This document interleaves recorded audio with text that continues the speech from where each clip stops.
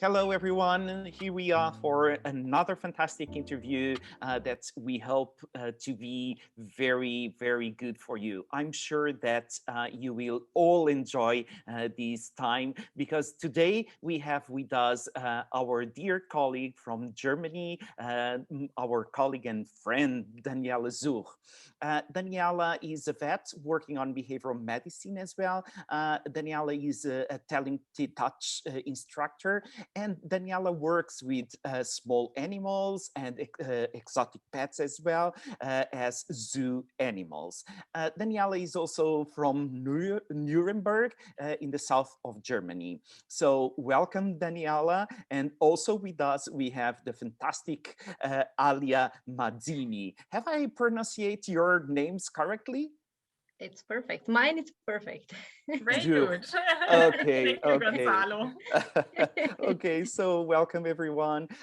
So today we're going to talk a bit about reptiles, and that's the reason why we have Daniela with us. Thanks very much, Daniela, for accepting our invitation. Thanks for the invitation and welcome to everybody from me too. Okay, so I would simply start asking Daniela, what are the main reptiles that you usually see? In veterinary practice and with behavior problems as well, it's very common to see bearded dragons and green iguanas when we think about lizards. European tortoise also gets lots of organic disease and just a few specific behavior problems. Okay, that's great. That's great. So, shall we focus on beard dragon for starting? What do you Yeah, think? I think that's good. Yeah. Okay. Okay. So, what usually are the main issues that you receive on beard dragons? Well, bearded dragons in nature live on their own, and usually, if you keep them in a terrarium, you have several ones together, and this can cause problems already with the babies because they want to grow as fast as possible, and they are always hungry, and it happens very often that when they are not feed in the right way, not often enough, or with just putting fast moving insects in the terrarium, that they all start to hunt. And during hunting, they also bite in feet of tail of their conspecies. And then you get wounds and infections, and some may die. Gosh. And also, if the terrarium doesn't offer enough resources, let's say, for example, not enough sunspots, they also build hierarchies very early, and the lower ranking ones usually don't get enough heat and struggle from chronic stress. Okay, so if you have somebody that doesn't have a bearded dragon and are willing to, what are the main guides that you usually give to them to buy the terrarium or the space, the husbandry in terms of conditions of life? What are your recommendations? It depends a little bit where people live. So if it's southern north of Europe or southern Europe, because in the southern parts of Europe, you have the possibility to build outside enclosures, at least for the summer. In Germany, they have to be inside the whole year. So you need spots where they can get as well enough heat as well as enough sunlight. So obviously it's artificial light, but it does need to have enough UV light so they can produce vitamin D. And also we now know that they can see parts of the spectrum. So not only for the vitamins, also probably for their well-being, it's important that they have the right light and the right temperature. And many people, if they think about reptiles, they think, oh, it's an easy pet, it's quiet, I don't have to walk it, and it's not moving a lot. And actually, that's not true. If you want to keep them happy and healthy, it's a lot of work, and you have to build an enclosure with lots of enrichment where they have options to change between different temperature, but also between different humidity, and have the possibility to move between higher and lower spots and have many options to choose from. And then they like to move too. They are not as slow as many people think. Indeed. Do you usually recommend to host them single or with other? Are there very social, less social species? There are some species that are really social, that take care of their offspring, for example. That's very normal for crocodiles, but we will talk about easier to keep reptiles. In most lizards, you shouldn't combine males, because usually this will cause severe aggression and even death of one if they start to fight, or if they don't fight, the chronic stress will cause disease. In bearded dragons, it's possible to have one male together with several females. Before you mentioned enrichment, so what kind of enrichment would you suggest for the new owners, or actually also for owners that have some experience maybe? Yeah, things to climb on. And if you think about a terrarium, we as humans usually walk on the floor, so we forget to think about the third dimension. It's pretty much the same as in cats. Yeah. And for example, if you just have a flat back in the terrarium, you could use this by putting structure on the back, and then you still have the same size, but you have much more options for the animals to move. And you should have different flooring too. So you should have parts that are softer, like earth, and you should have stones so they can walk about over the stones, and also shorten their claws by doing so. They should have the chance to dig a little bit, and natural material is nice too. So if the spring comes, you can go and cut some, let's say, apple tree branches and put them in the terrariums, and you have new smell, new structure, and interesting things.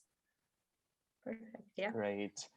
Daniela, is there anything on body language and the way that they communicate? Because when we think about reptiles, many times we think, oh, they don't communicate, they don't have body language, they are still, and they don't move exactly as you said. So, but no, they are, as you said, exactly, they are like cats, very subtle. So could you tell us something about this? Yeah. So one thing that's quite easy to see, even for not so experienced people, is tension in the body. So usually when they are relaxed, there's less tension. If they get aroused, usually they turn a little bit more stiff. And if they feel worried, there are two options. One is they try to hide, and the other one is try to make themselves bigger. So the bearded dragons can inflate this part, and this can turn dark black. So if they are really nervous or think there is a real danger, usually they look really big, and this part is black. If they are more relaxed, usually they turn the head because the eyes are more on the side. So if they are interested in something, you usually turn the head and look at the things. And obviously they don't have mimic because they don't have the muscles to move the face. But you sometimes can see the change of the pupils, so that they get wider or smaller. And you can also see the breathing very well. And usually when they get nervous, as all other animals, they start to breathe faster. Great. What about handling? How stressful is that for them? And also, I will try to ask this correctly, but about socialization with other animals, we know that if they are socialized properly when they are still babies or so, they are easier to handle later. Is that the similar case with bearded dragons or not? I wouldn't call it probably socialization in a bearded dragon, but it also makes sense to desensitize them to being handled and touched. And as smaller as they are, as higher is in nature the danger that they got eaten by all kinds of birds, snakes, bigger lizards, and so on. So when they are really tiny, they are really anxious about everything that moves fast. So to help them to get used to human hands, it's a good idea to just move slowly, keep your hand in the terrarium just for a moment, wait until they relax, and then you just remove the hand. And when they are relaxed enough to there's a cat behind me. Great, joining for the interview. Yeah, of course. And when they are relaxed enough to accept the hand nearby, then it's a really good idea to start hand feeding them. And when you can hand feed them, then you can ask them to walk on the hand by offering a little bit food and lurch them with the food. And usually it's always a good idea to come from the side, because so many predators are birds, so they are really upset if something comes from the top. Great. Thank you. Daniela, what are the positive reinforcers that we can use to train them? If you think about food, they usually like colorful things, like orange or red things. So at this time, or yellow too, at this time of the year, it's a good idea to use flowers from plants that are non-poisoning. So everything that I would put in my spring salad as a flower would be good for them too. In other times of the year, you can also use small pieces of carrots, for example,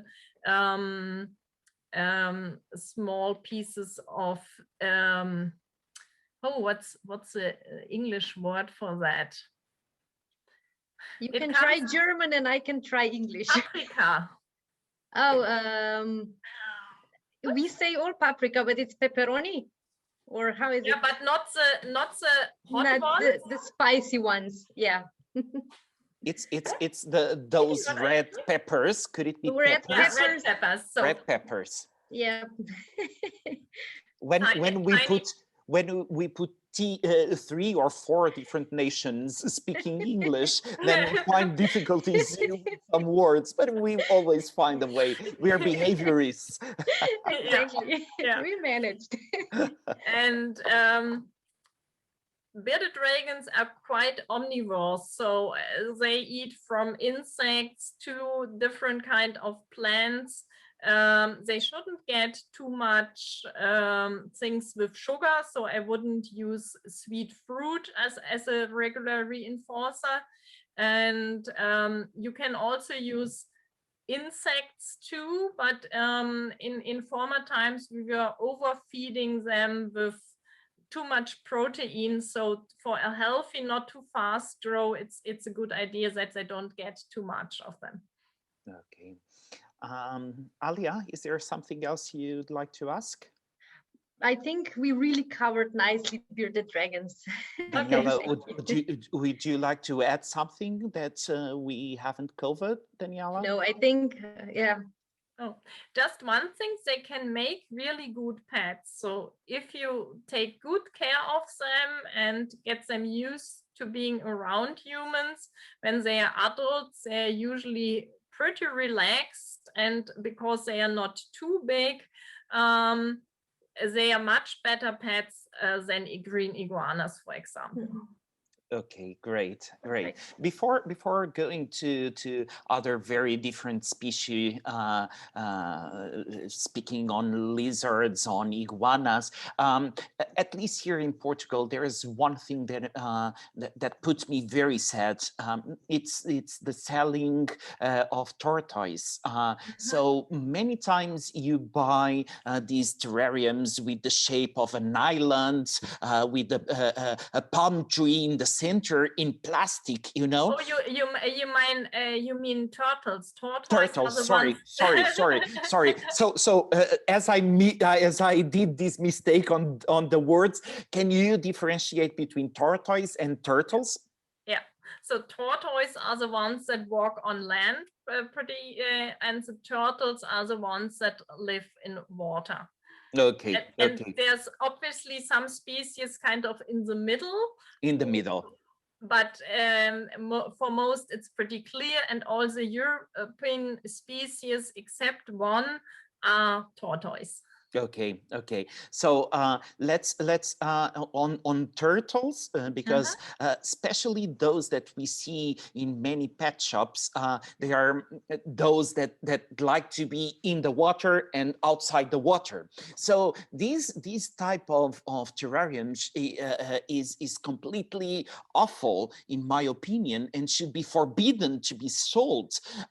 So what's your opinion about these, Daniela? It's a nightmare. When I was, and I'm really upset that you can still buy them actually. When I was a tiny child, I got red ear slider turtles too. It's the most common. Yeah, and all my friends had them too, and most got what you described, this tiny plastic thing with an island. And the worst part then was people was putting the food on the island, but turtle eat in water. They don't eat on land. So there were sometimes, I think, dying because of hunger, because nobody was feeding them in the water, but it's also much too small. So let's think, it's more than 40 years ago that I got these turtles as a child, and 2 of them are still alive. Yeah. Indeed, that was my following question, because usually we bought them like these, but they grow until this size, and they live forever, more than us. So what is happening? Because most of those animals do not achieve even their adult time. Yes, so these turtles live, they don't live as long as many tortoises, so 40-45 years is already very good, but all turtle of my friends died in the first year because they lived in this tiny enclosure, and my parents just took good care that we had a real aquarium. So they need plenty of space to swim because they are really active, and obviously their feces are in the water, so also you need more volume of water and you need a filtration system and so on. Otherwise you get all kind of bacteria that cause disease. And again, as the bearded dragons, they need high quality light bulbs, so they get UV light, heat, and if you have just a tiny space with a little bit of water, if you would put the right light bulb over the island, the water would overheat because it's just so small. So this doesn't make sense, and actually turtles are not good for children for 2 reasons. One, they are not easy to keep, and usually they are infected with salmonella. That's pretty normal for them. Yeah, I wanted to as Gonçalo already said, a lot of children, and they are kept inappropriately. And I think people are often surprised how much they grow and that they are still alive, and then they want to get rid of them. And as it happens, sometimes they just let them go in the nature. So what happens with turtles that are just, released in the nature? If you release them in Germany or countries with the same climate as we have, Usually they survive for a few years and then they die, not so much because of the cold winters, more because of the too long and quite often kind of wet, cold spring and autumn. It's changing because of climate change too, probably, that they survive a little bit longer, but usually they die. And they cause lots of problems because they eat pretty much everything. So they also eat endangered frog larvae and all kinds of insects. And in countries like Spain or Portugal, they are a real danger for the native turtle species. Yeah, that's completely right, indeed. And Daniela, usually they hibernate. Where do they do it? It depends on the turtle species and from which area they come. But usually, if it's a species that hibernates, they hibernate in the water. So you need not only a place where you can have the big terrarium, because you need a cooler place in winter for the hibernation. And obviously you don't want to cool down your living room to 10 degrees Celsius. So you need a basement or another place where that is possible, or you need a special fridge for them. There are some veterinarians also in Germany that offer hibernation places for turtles and tortoises. So they have like big chambers with the right temperature, but that's not available everywhere.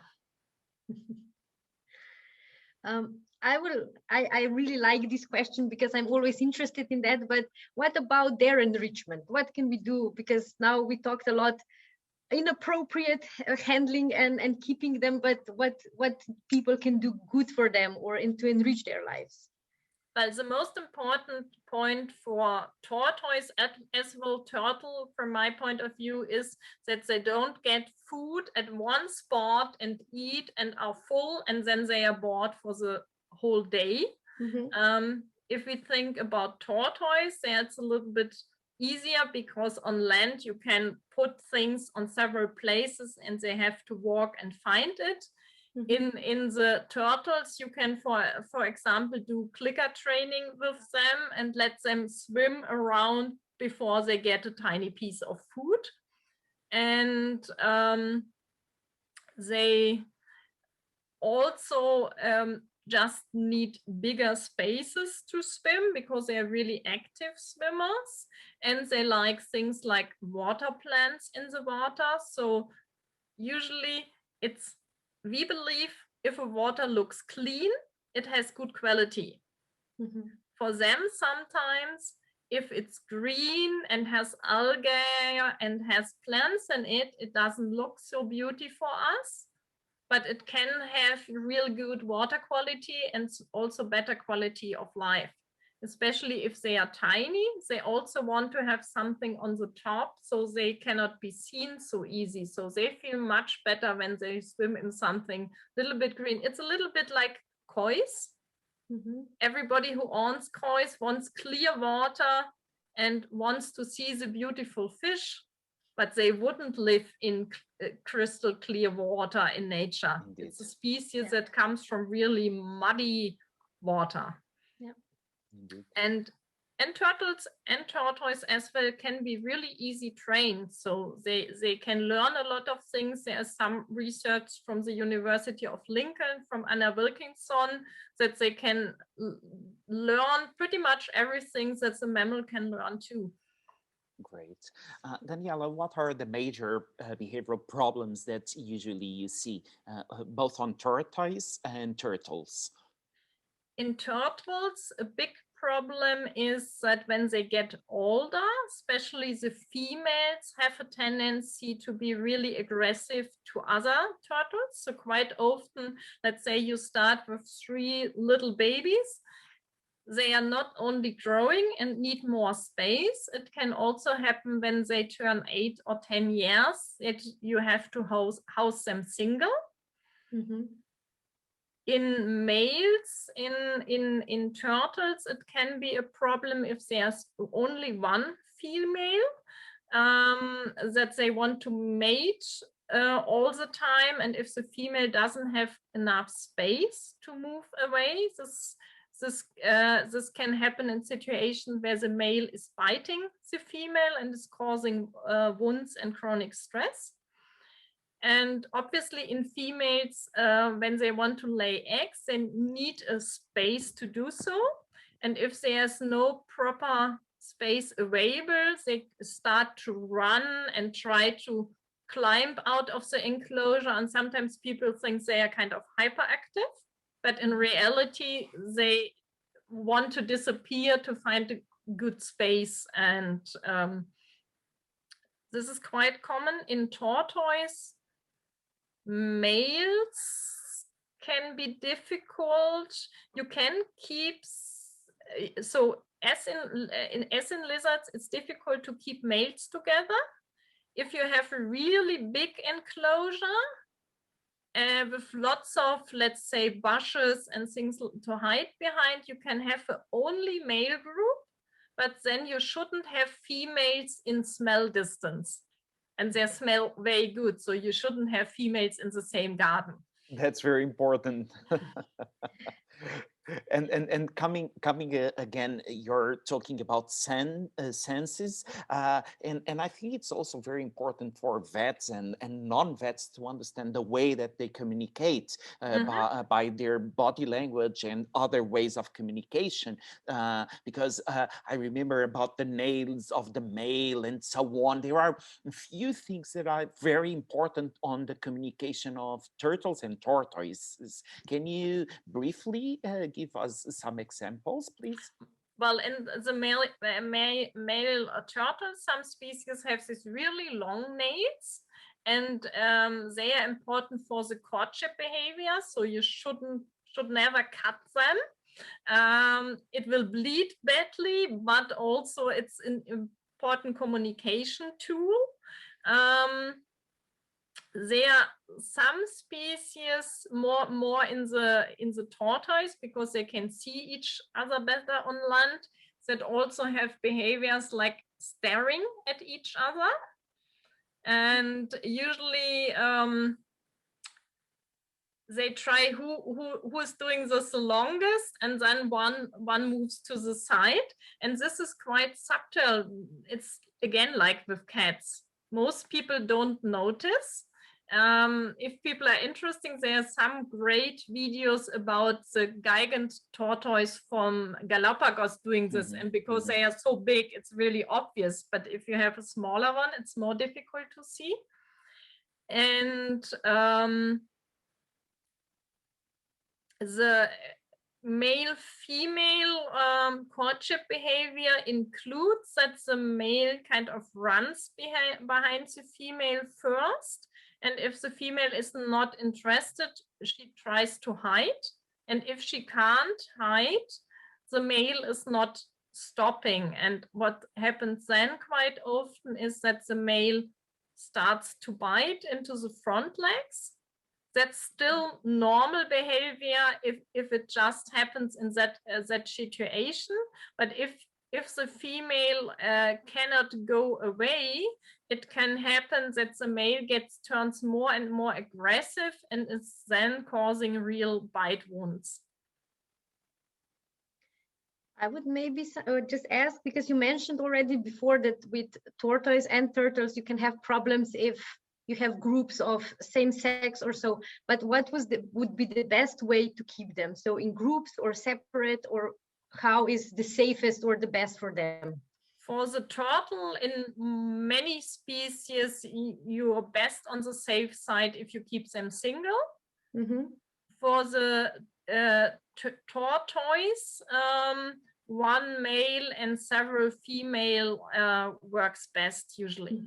You also can keep, theoretically, you can keep only female group too, but we have much more males than females because sex is depending on temperature. And unfortunately, we have much too many males. So we have to think what we are doing. So we have to have some male-only groups because the numbers are as they are, but then you really have to have them separated from the females. Having several males and let's say 3 males and just 2 females is really a nightmare and a real welfare problem for the females. As you spoke about feeding behavior and talking about food, what usually should be given to turtles and tortoises?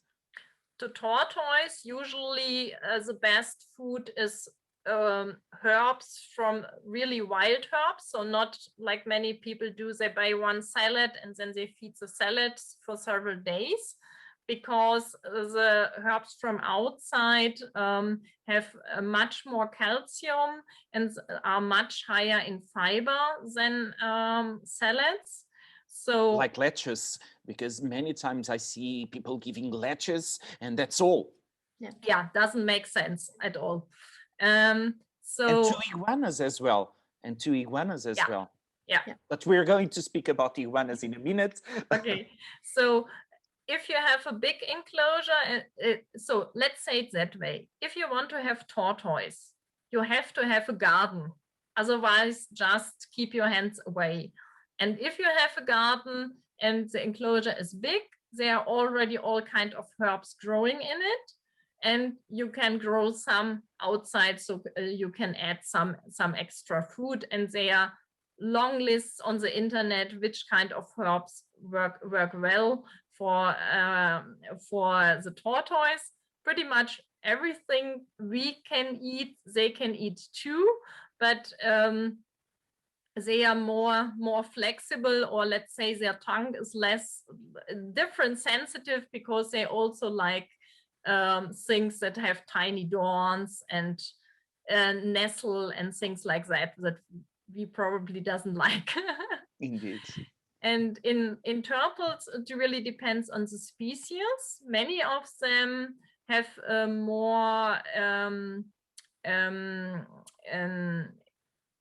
insect or even a little fish-based diet when they are younger, and also move to a less protein diet when they grow up. And this is also one mistake people make, that they continue the much too high protein diet, and then they and especially if they don't move enough and get a high protein diet, they also turn really fat. Great. Anything else, Alia, that you'd like to ask? I think Daniela mentioned really everything. Or Daniela, do you think you would like to add something? No, it's good. So shall we move to iguanas? Because I think it's another common reptile kept in homes, right? Yeah, and not so much anymore in Germany, because they are banned from the pet stores. But as they can live, if you keep them right, they can live 20 or 25 years. They are still some, and I think in Southern Europe, it's still very common to buy tiny lizard, tiny green iguana babies, and then they start to grow. And actually, they are not for they are just not made for the most households. From my point of view, these are animals for specialists and for like zoos, because when they are adults, they need an enclosure that's at least, and from my point of view, that's still too small, 2 meters to 2 meters to 2 meters. So nothing for the normal living room. And they need a combination of high temperature and high humidity. And this is always much more difficult compared to high temperature and dry climate, because you have to make it in the right way so you don't get a fungus problem. And they also want to swim, so you need like a water pool for them. And they turn big, and especially in breeding season, they can be really aggressive too. So I'm very happy. Sorry, Alia, I'm going to give you the, this is very difficult to because we are not seeing each other, so it's difficult. I'm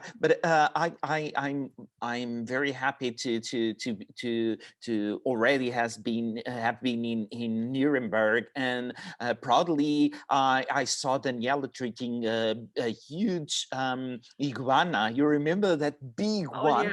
Yeah. And I was so scary because this big tail, Daniela, can be very dangerous, right?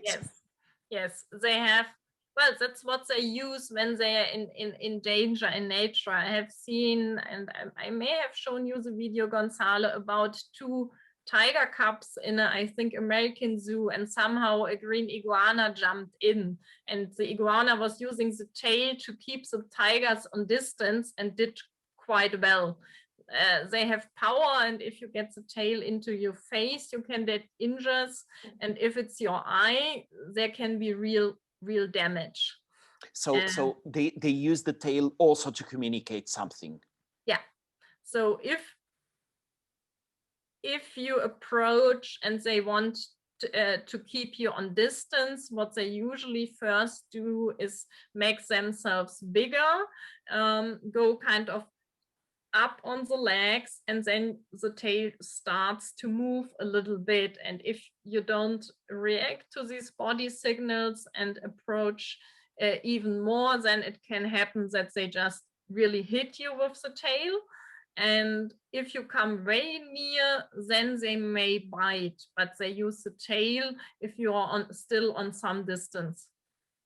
Wow. So as we're talking about communication and body language in the face, because I think they have lots of facial expression, subtle, obviously, but we think that we know a lot about cats, and they are also very subtle. So in this case, are there any expressions that you think are important for us to understand?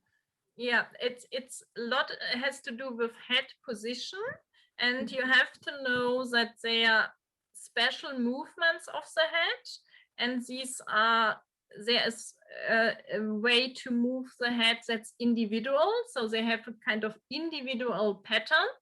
And this makes sense because when they are in a rainforest on a tree, and the other one can see just part of the body, by this head bobbing, they can identify, oh, this is Iguana XY.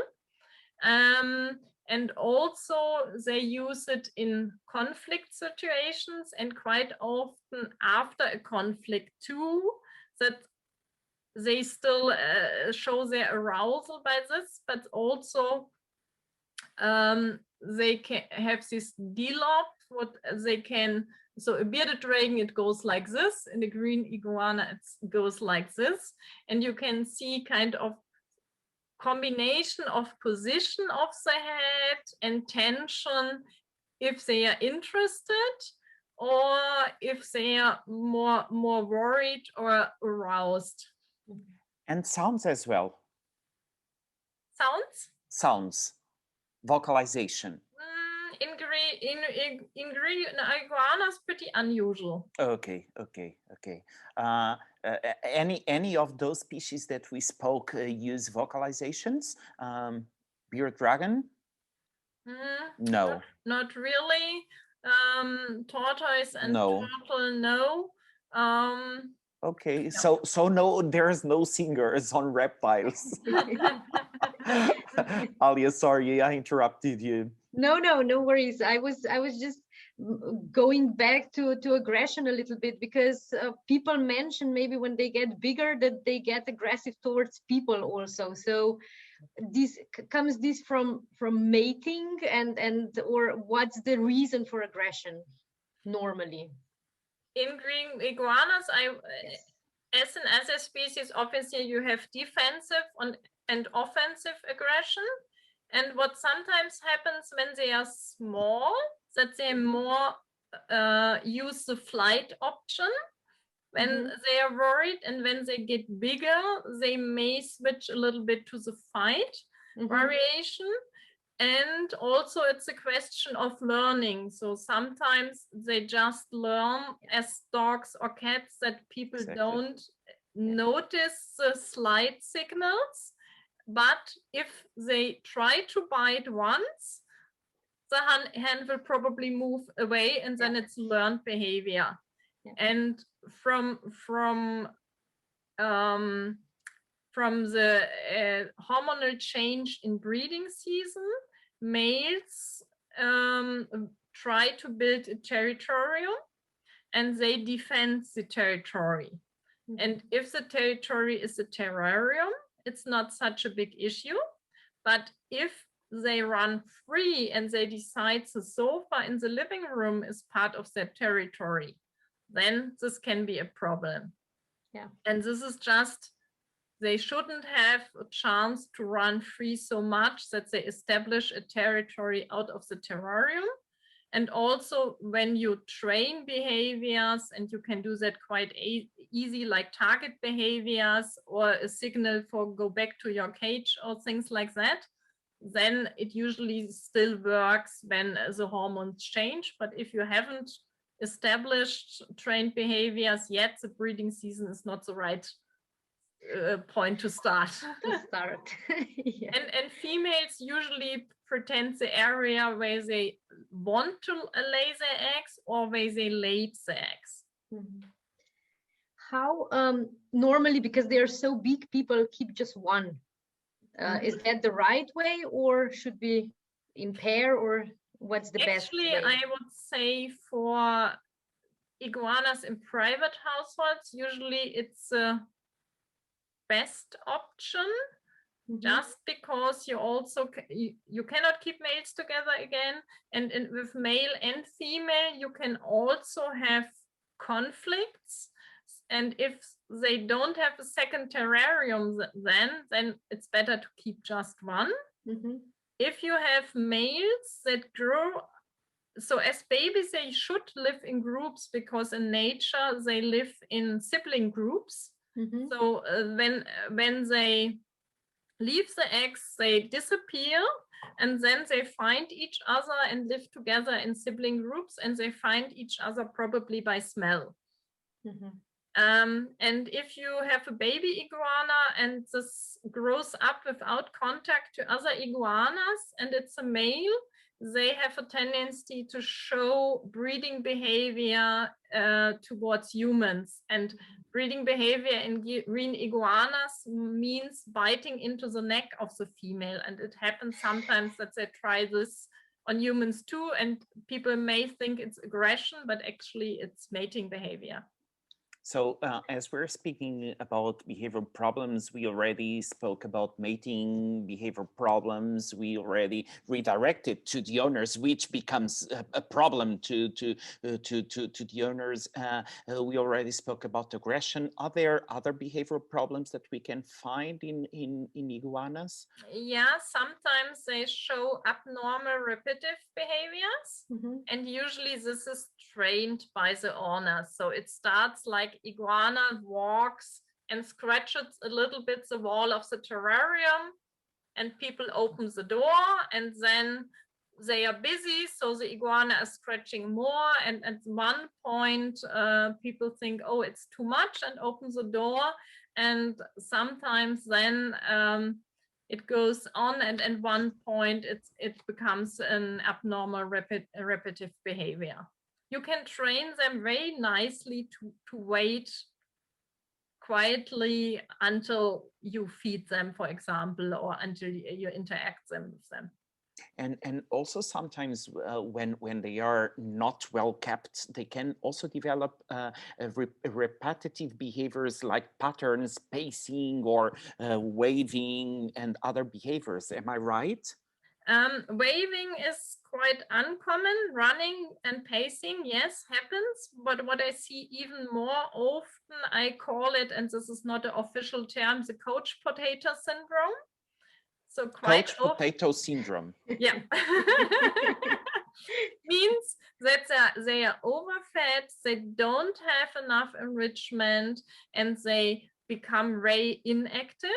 and nobody noticed that this is a welfare issue because everybody is happy with the quiet pet.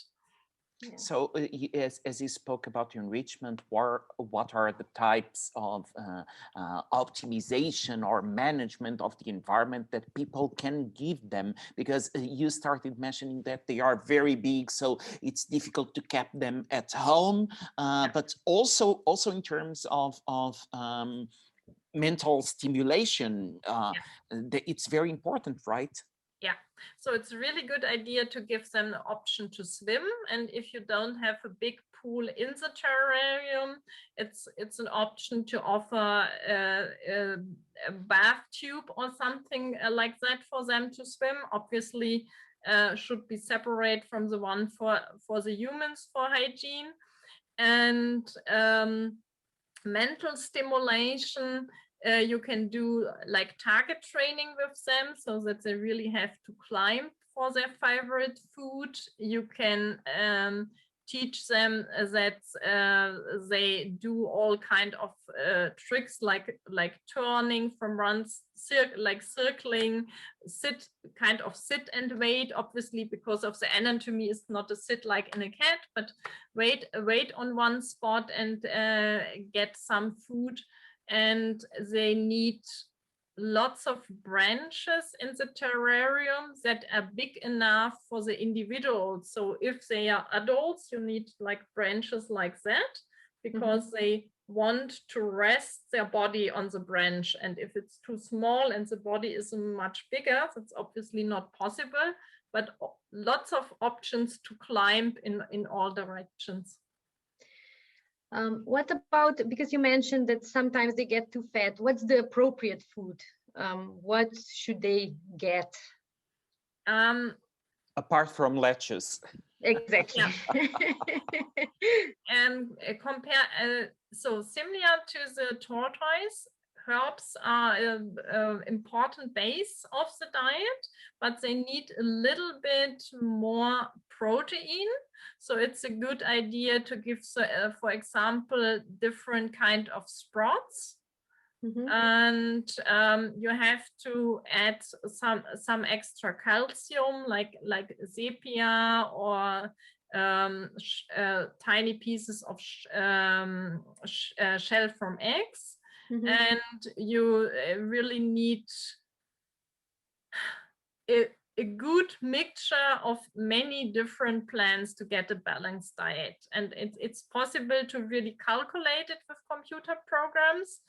And usually you can buy like iguana diets, like pellets and things, and usually they are just not what they need. Great. Wow, Daniela, it's incredible, this world, and you have so many things to teach us. We could spend here hours and hours, almost 1 hour already passed, and we could continue more and more and more. So is there anything else that you'd like to add before thanking you again? Yeah, maybe just we talked about turtles, tortoise, and lizards. One word about snakes. Yes. They are, maybe we can say in part they are lucky because usually they eat whole prey. So usually they don't have these problems with unbalanced diets as lizards and turtle and tortoise have quite often. But what people quite often underestimate that they also can learn a lot. And because they don't eat so often, food is quite often not the perfect reinforcer, because if you can give it just once a week, so you have to be creative about what else do they like. And this could be, for example, an interesting smell and other things. So even if we haven't talked so much about snake behavior, there are lots of things to learn and they can be trained too. I think probably we will return and invite you again to continuation of, so let's say this is part 1, and then we will have Daniela Zurr part 2. I agree. I really liked it. And I'm so happy that you mentioned so much about training, because I think this is so important and also builds a bond with an owner, or who keeps them. And I think it makes things differently. It doesn't just sit in terrarium, but it's, they are interacting, they're building a bond, and I think people see them differently. And I think this is so nice that you mentioned with all of those animals. Yes, it's or all of those, you know there's things to do with them, not just have them and look at them, but interact with them. It's great. I'm really happy you mentioned that. Right now it's quite common that you only train the reptiles that are too heavy to move them. So if you have a Komodo varan or a gigant tortoise, you just don't want to grab them. So it's now very normal that you train these ones, but obviously training is not a question of size. So I think a tiny lizard or a tiny turtle has the same right to be handled as well as trained in a positive way with positive reinforcement, instead of just grabbed and put somewhere. Definitely. Usually I say, and I think you both agree with me, which is all animals are trainable. So it depends on motivation and what you're using to train them, but we can train all them. And as Alia said, it's very important for keeping the quality of life and the good mental state with positive emotions. So training is very, very important indeed for all species. So Daniela, if our colleagues would like to get in touch with you, are you already on the social media? Can people find you? Probably if they want to communicate with me, it's most easy thing is to send me an email, because I'm not a Facebook fan, as Gonçalo knows, and this is the reason why he's laughing so much. I was wondering. So if someone gets in touch, if a colleague gets in touch with FECAVA, it's okay to put them in touch with you, right? Okay. Yes, that's fine. Perfect. Thank you very much once again. Alia, do you want to add I would just like to thank you, because it was really amazing. And I'm more dogs and cats, so I'm really, it was so interesting for me to hear all that and to learn much more. So I was really happy that you joined us, and thank you for all the information. So Daniela, a pleasure, an honor. I was missing you, so it was great to, between brackets, to see you in the other side of the screen. Hopefully the world will become to normal soon and we will see each other soon. Thank you for accepting this invitation. And Alia, thank you again to be on that side of the screen as well.